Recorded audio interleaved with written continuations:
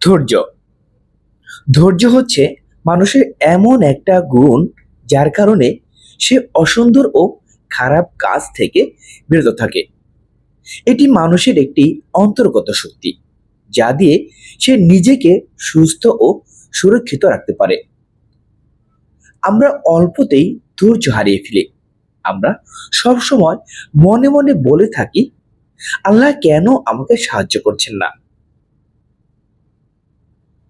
নবী সাল্লাল্লাহু আলাইহি সাল্লাম বলেছেন, নিশ্চয় আল্লাহ যখন কোনো জাতিকে ভালোবাসেন তখন তিনি তাদেরকে পরীক্ষা করেন। যে তাতে সন্তুষ্ট থাকে তার জন্য রয়েছে সন্তুষ্টি, আর যে তাতে ক্রুদ্ধ হয়ে তার জন্য রয়েছে গজব। পৃথিবীতে যারা সুন্দর জীবন গড়েছে তারা ধৈর্যের মাধ্যমে তা করতে পেরেছে। অনেকে ধৈর্যের মাধ্যমে সাফল্যের সর্বোচ্চ শিখরেও আরোহণ করতে সক্ষম হয়েছে।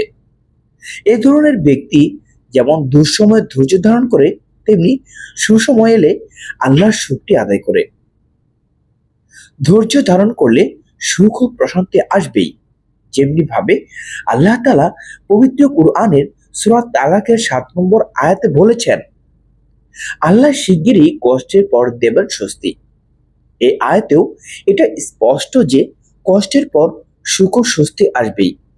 কিন্তু কষ্টের সেই সময়টুকুতে ধৈর্য ধরতে পারলেই সুখ অর্জন করা সম্ভব। পরিশেষে মহান আল্লাহ তাআলা আমাদের সবাইকে ধৈর্য ধারণ করার তৌফিক দান করুন। আমিন।